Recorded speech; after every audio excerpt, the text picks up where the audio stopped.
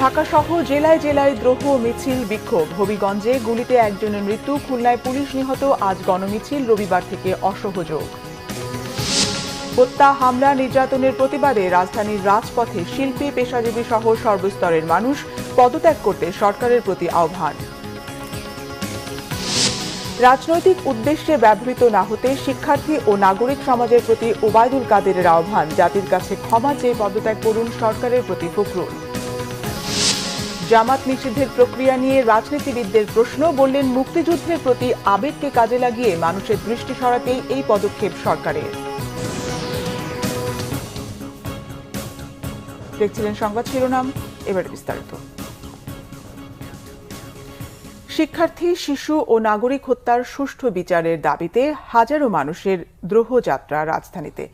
সরকারকে 48 ঘণ্টার আলটিমেটাম। আজ গণমিছিলের পর রবিবার থেকে সর্বাত্মক অসহযোগ আন্দোলনের ডাক বৈষম্য বিরোধী ছাত্র আন্দোলনের। শুক্রবার দ্রোহযাত্রা শেষে কেন্দ্রীয় শহীদ মিনারের সমাবেশ থেকে দেশ জুড়ে কোটা সংস্কার আন্দোলনকারীদের হয়রানি বন্ধ সহ ব্যর্থতার দায় নিয়ে সরকারকে পদত্যাগের আহ্বান জানানো হয়। ফরুক বাবুকে সঙ্গে নিয়ে এস এম ফয়েজের রিপোর্ট, ক্যামেরায় জহিরুল ইসলাম জনি ও রেজাউল ইসলাম।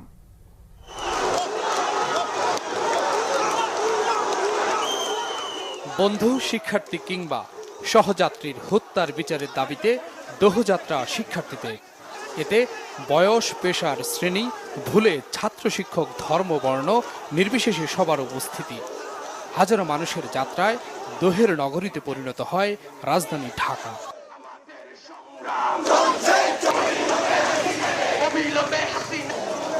বৃষ্টি উপেক্ষা করেই দ্রোহের যাত্রা শুরু জাতীয় প্রেস ক্লাব থেকে।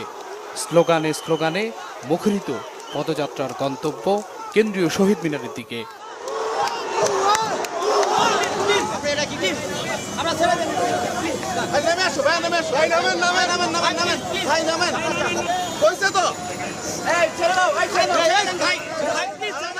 আইনশৃঙ্খলা বাহিনীর ব্যাপক উপস্থিতির মধ্যেও রাজধানীর বিভিন্ন এলাকা থেকে প্রেস ক্লাবে জড়ো হওয়া মানব স্রোত হাইকোর্ট, দোয়েল চত্বর, টিসি হয়ে পৌঁছে কেন্দ্রীয় শহীদ মিনার এলাকায়।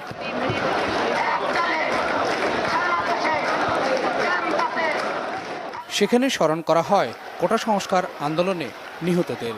শিক্ষার্থী, শিশু ও সাধারণ নাগরিকদের হত্যার প্রতিবাদ জানান অভিভাবক সহ বিভিন্ন পেশাজীবীরা। বলেন, নৈরাজ্যকর হত্যার দায় নিতে হবে সরকারকে।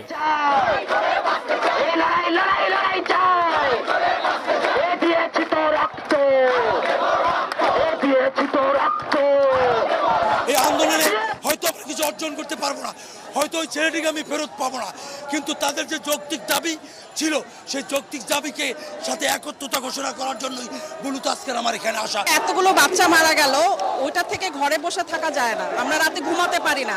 নিরস্ত্র ছাত্রদেরকে এভাবে মারবে, গুলি করে পাখির মতো মারে, এটা তো একটা স্বাধীন দেশে হতে পারে না। পুলিশ যে মারছে তাকে তো সবাই দেখছে, তাহলে সাইদের খুনের বদলে 16 বছরের ছেলেকে কেন দিল, ওকে জেলে কেন নিল? একটা স্বাধীন দেশে অর্ডার হবে যে প্রকাশ্যে গুলি করার, সে আন্দোলন করতে পারবে না। এটা কি ধরনের ইয়ে? শিক্ষাঙ্গন খুলে দিয়ে দেশ জুড়ে শান্তিপূর্ণ পরিবেশ তৈরিতে সরকারকে আলটিমেটাম দেন শিক্ষার্থীরা। আমার ভাইয়েরা বোনেরা মারা গিয়েছে, তাদের যে দাবি ছিল সেই দাবির জন্য এসেছি। এই আন্দোলনে অনেক ভাইয়েরা মারা গেছে, তাদের রক্তের আমি জবাব দিতে এসেছি। এই আন্দোলনে অংশগ্রহণ করেছি, আর যাতে কোনো রক্ত না ঝরুক সেজন্য এসেছি। প্রহসনের শেষ দেখতে মানুষ আজকে রাজপথে নেমে এসেছে। এটা তো আসলে মানুষের মিলন মেলায় পরিণত হয়েছে এবং এই আন্দোলনটা আমাদের সকলকে একভূত করেছে, একেবারেই সকল ধর্মের, সকল পেশার, সকল শ্রেণীর, এখানে কোনো বৈষম্যই নেই। দাবি আদায় করেই ঘরে ফেরার প্রত্যয় তাদের। পুলিশ গুলি করেছে, আমি দাঁড়াচ্ছিলাম আন্দোলনের এখানে কথা বলছি, হাতে লাঠি ইট কিচ্ছু ছিল না, তাহলে কেন গুলি করলো? এই মূল কারণ হচ্ছে ছাত্রদের উপর গুলি করার নির্দেশ কিভাবে দিল? কোন স্কুলের ছাত্রকে যদি গ্রেফতার করে নিয়ে যায়, ওরা ট্যাগ লাগাই দেয় জামাত, বিএমপি। বিচার অবশ্যই সরকারের কাছে না, কারণ দেশের মানুষ জানে যে খুন কে করেছে। এতগুলো ছাত্র মারা গেলে বলছে যে সরকার যে তদন্ত হবে, অথচ ওনারাই তো গুলি চালানোর নির্দেশ দিয়েছে। তারা আমাদের পিছনে যেভাবে লেগেছে, রাত্রেবেলা আমাদের ভাইদের বোনদের যেভাবে আটক করে নিয়ে যাচ্ছে, যেভাবে গুলি মারছে আমাদের উপরে, এখন আমরা কিভাবে সেই 9 দফা দাবিতে আটকে থাকি? আমরা মুক্তি চাই, যাদেরকে গ্রেফতার করা হয়েছে তাদের আমরা মুক্তি চাই। আমাদের নিরপরাধ যে ভাইরা বর্তমানে কারাগারে কারা অন্তরীণ আছে, তাদের নিঃশর্তে মুক্তি চাই। আলটিমেটাম ও নতুন কর্মসূচির ঘোষণা দিয়ে দোহযাত্রায় অংশ নেওয়া সবাইকে শান্তিপূর্ণভাবে গন্তব্যে ফিরে যাওয়ার আহ্বান শিক্ষার্থীদের। S M Foyez, Bangla Vision, Dhaka. রাজধানীর উত্তরায় শিক্ষার্থীদের সঙ্গে পুলিশ ও আওয়ামী লীগের নেতাকর্মীদের ধাওয়া পাল্টা ধাওয়া হয়েছে। বিক্ষোভকারীদের ছত্রভঙ্গ করতে সাউন্ড গ্রেনেড ও কাঁদানে গ্যাস ছুড়েছে পুলিশ। বৈষম্য বিরোধী ছাত্র আন্দোলনের গণমিছিল কর্মসূচির সমর্থনে শুক্রবার বিকেলে উত্তরা 11 নম্বর সেক্টরে মাইলস্টোন কলেজের সামনে অবস্থান নেয় একদল শিক্ষার্থী। অন্যদিকে পুলিশ ও আওয়ামী লীগের সমর্থকরা অবস্থান নেয় উত্তরা 11 নম্বর সেক্টরের জমজম টাওয়ারের সামনে।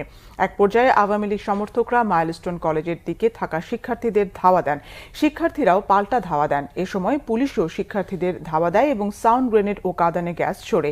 এতে শিক্ষার্থীরা ছত্রভঙ্গ হয়ে সেক্টরের বিভিন্ন সড়কে চলে যায়। পরে বিকেল 5টার দিকে আবার শিক্ষার্থীরা প্রধান সড়কে ওঠার চেষ্টা করে। এ সময় আবারও তাদের লক্ষ্য করে সাউন্ড গ্রেনেড ও কাঁদানে গ্যাস ছোড়ে পুলিশ। এদিকে জুমা নামাজের পর কওমি মাদ্রাসার শিক্ষার্থীরা বায়তুল মোকাররম থেকে মিছিল বের করে। বিভিন্ন সড়ক ঘুরে মিছিলটি শাহবাগে গিয়ে শেষ হয়। মিছিলকারীরা ঢাকা বিশ্ববিদ্যালয় ক্যাম্পাসে প্রবেশ করতে চাইলে পুলিশের বাধার মুখে পড়ে।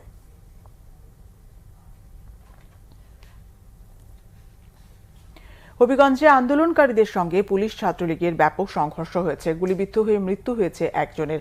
আগুন দেওয়া হয়েছে আওয়ামী লীগ কার্যালয় ও শহরের সিনেমা হল রোডের বিএনপি কার্যালয়ে। খুলনায় পুলিশ শিক্ষার্থী সংঘর্ষে নিহত হয়েছেন এক পুলিশ কনস্টেবল, আহত শতাধিক। এছাড়া বৃষ্টি ও পুলিশের বাধা উপেক্ষা করে শুক্রবার বিক্ষিপ্ত সংঘর্ষের মধ্যে ছাত্র জনতার বিক্ষোভ মিছিল হয় দেশের বিভিন্ন জায়গায়। প্রতিনিধিদের পাঠানো তথ্য ও ছবিতে ডেস্ক রিপোর্ট।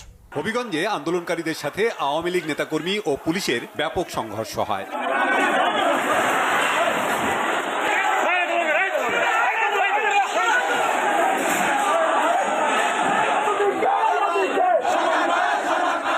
শহরের কোর্ট মসজিদ চত্বর ও খোয়াই নদীর তীরে নুরুল হেরা জামে মসজিদের সামনে জড়ো হয় শিক্ষার্থীরা। এ সময় সাইফুর রহমান টাউন হলের সামনে অবস্থান নেয় আওয়ামী লীগ, যুবলীগ ও ছাত্রলীগের নেতাকর্মীরা। এক পর্যায়ে দুপক্ষের সংঘর্ষ বাধে। আওয়ামী লীগ কার্যালয় ও জেলা আওয়ামী লীগের সভাপতি, সংসদ সদস্য মোহাম্মদ আবু জাহিরের বাসার সামনে থাকা কয়েকটি মোটরসাইকেলে আগুন দেওয়া হয়। পরে পরিস্থিতি নিয়ন্ত্রণে রাবার বুলেট ও কাঁদানে গ্যাস ছোড়ে পুলিশ। এছাড়া আগুন দেওয়া হয় অতিরিক্ত পুলিশ সুপার বানিয়াচং সার্কেলের কার্যালয় এবং শহরের সিনেমা হল রোডের বিএনপি কার্যালয়। সিলেটে ছাত্র আন্দোলনের গণমিছিলে বাধা দেয় পুলিশ। শিক্ষার্থীরা বাধা ডিঙিয়ে যেতে চাইলে সাউন্ড গ্রেনেড, টিয়ারশেল ও শটগানের গুলি ছোড়ে পুলিশ। আহত হন অন্তত 20 জন। ঘটনাস্থল থেকে আটক করা হয় 7 জনকে। শাহজালাল বিজ্ঞান ও প্রযুক্তি বিশ্ববিদ্যালয়ের পাশে আখালিয়ায় এ ঘটনা হয়।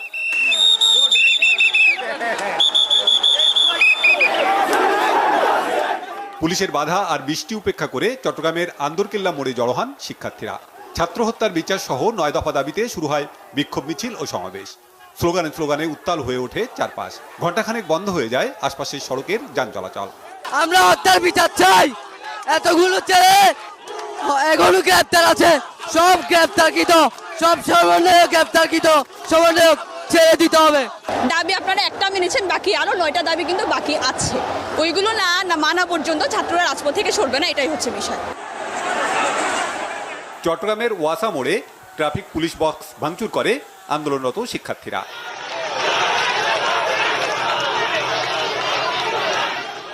খুলনার গল্লামারি মোড় ও 0 পয়েন্ট এলাকায় আন্দোলনরত শিক্ষার্থীদের সাথে পুলিশের দফায় দফায় সংঘর্ষ হয়। এ সময় এক পুলিশ কনস্টেবল নিহত হন।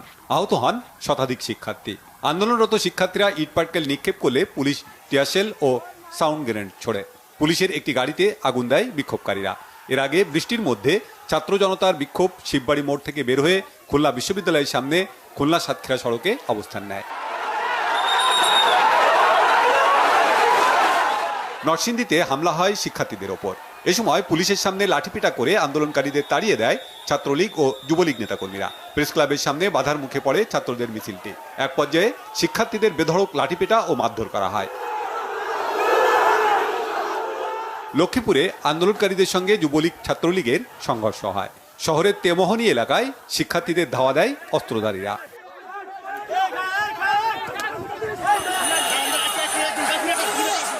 ফেনীতেও করে মিছিল করে শিক্ষার্থীরা। সড়ক আটকে স্লোগান দেয় তারা। হত্যা ও গণগ্রেপ্তারের প্রতিবাদ ও 9 দফা দাবি আদায়ে রংপুরের বিভিন্ন এলাকায় বিক্ষোভ করেছে শিক্ষার্থীরা। পার্কের মোড়, সুটকির মোড়, দমদমা ও দর্শনা এলাকায় বিক্ষোভ করে বেগম রোকেয়া বিশ্ববিদ্যালয়ের শিক্ষার্থীরা।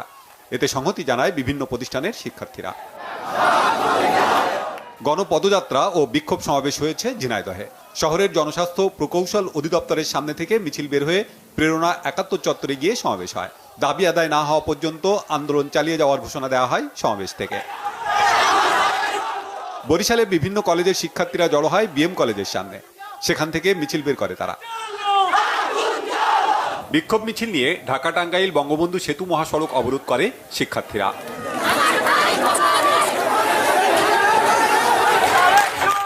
গাজীপুরে শফিপুরে ঢাকা টাঙ্গাইল মহাসড়ক অবরোধ করে বিক্ষোভ করে শিক্ষার্থীরা। পুলিশ সন্দেহে এ সময় একজনকে গণধোলায় দেয়া হয়। ছাত্র জনতার গণমিছিল হয় ময়মনসিংহ, বগুড়া, গাইবান্ধা, সিরাজগঞ্জ, বরগুনা, পাবনা সহ আরো বিভিন্ন জায়গায়। Banglavision news desk. কোটা সংস্কার আন্দোলনে শিক্ষার্থী ও সাধারণ নাগরিক হত্যার দায় নিয়ে সরকারকে পদত্যাগের আহ্বান জানিয়েছেন বিশিষ্টজন ও শিল্পী সমাজের প্রতিনিধিরা। শুক্রবার রাজধানীর বিভিন্ন স্থানে আয়োজিত প্রতিবাদ সমাবেশ ও মানববন্ধনে এই দাবি জানান তারা। সরকার দেশে নৈরাজ্যকর পরিস্থিতি সৃষ্টি করে নাগরিকদের মুখ বন্ধ রাখতে চায় বলেও মন্তব্য করেন বক্তারা। রিপোর্ট রিশান নাসরুল্লাহর।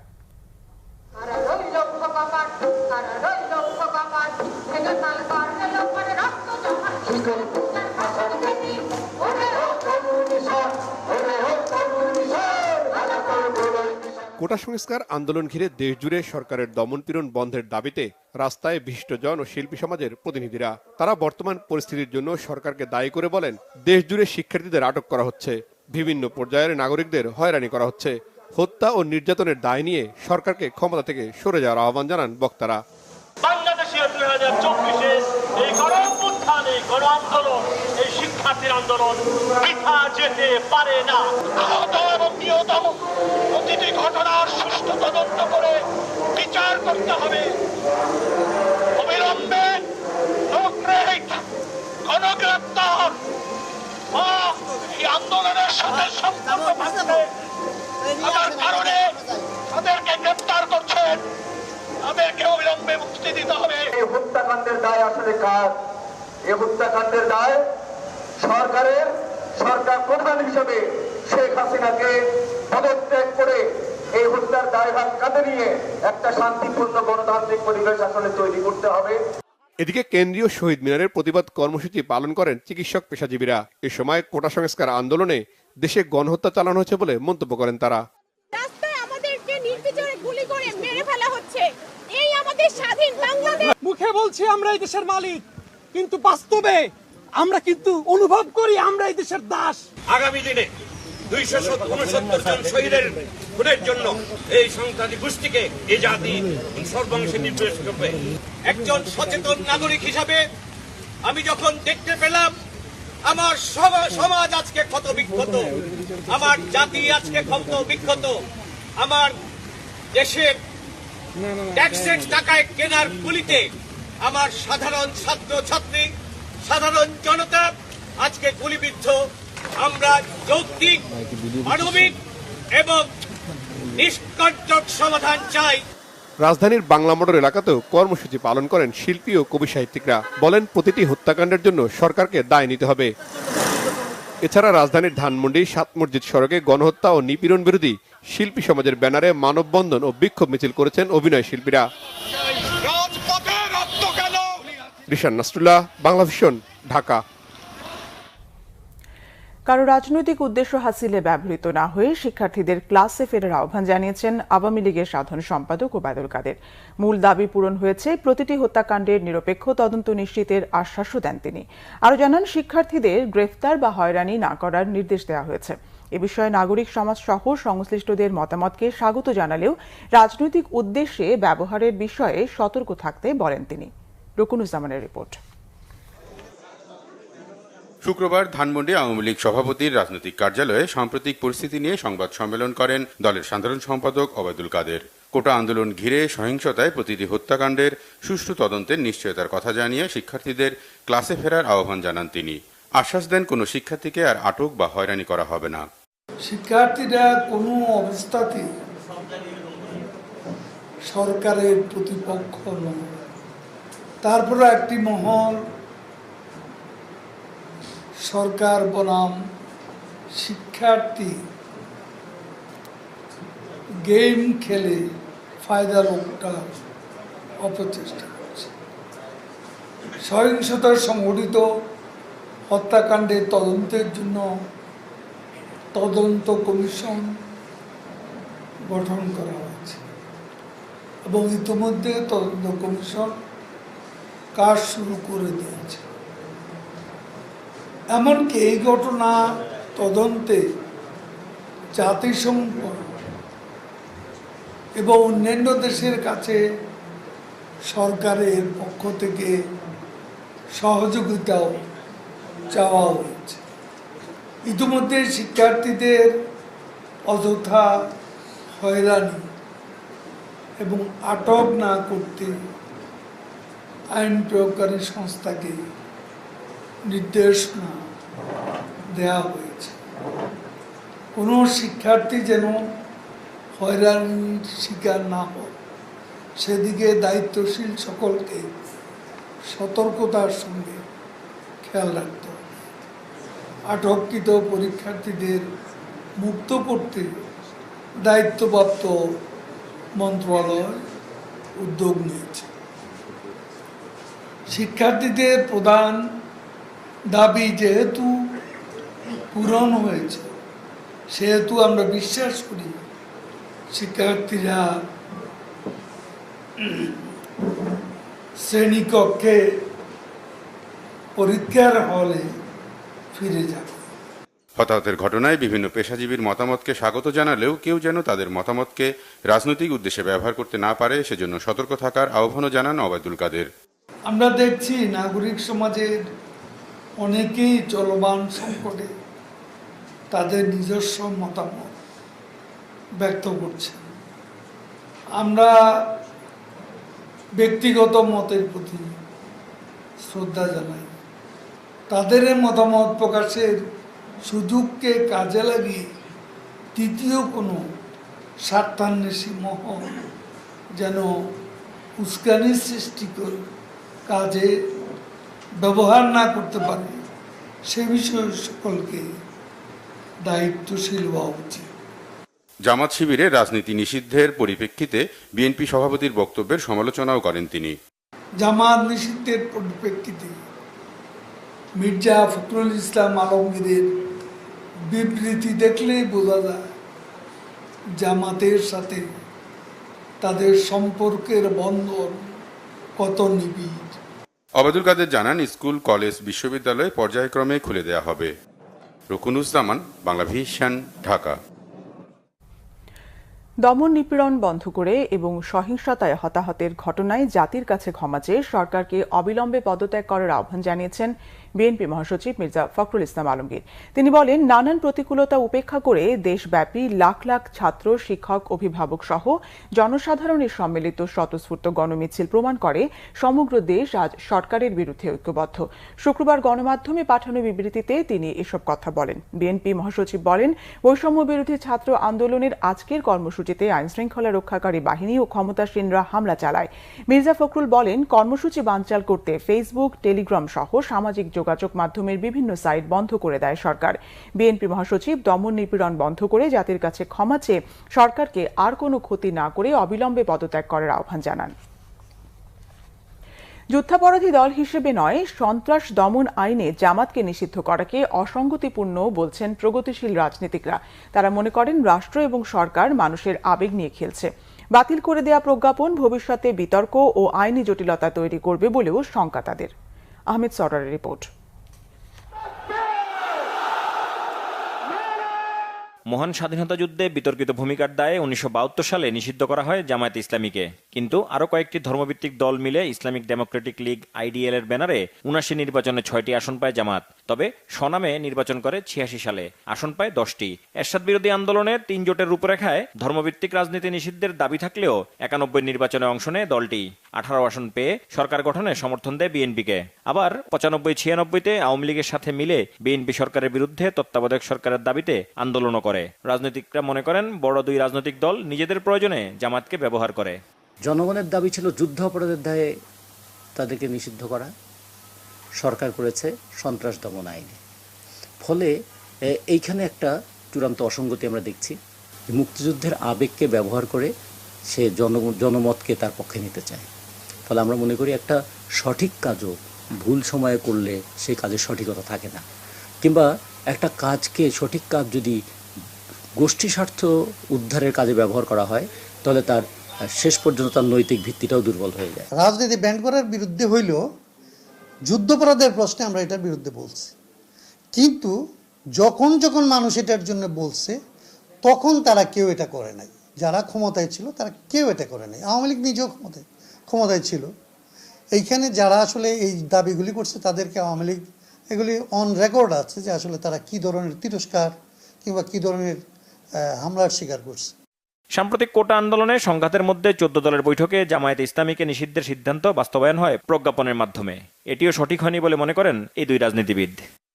শুধুমাত্র ব্যক্তি 2-4 জনকে ফাঁসি দিয়ে যেমন যুদ্ধাপরাধীকে নির্মূল করা যাবে না, ঠিক তেমনি প্রজ্ঞাপন দিয়ে যুদ্ধাপরাধীকে নিষিদ্ধ করেও আসলে যুদ্ধ অপরাধের দায়ে অভিযুক্ত যারা কিংবা যে চিন্তার জন্য তারা যুদ্ধ অপরাধ করেছিল সেই চিন্তাকে আসলে পরাস্ত করা যাবে না।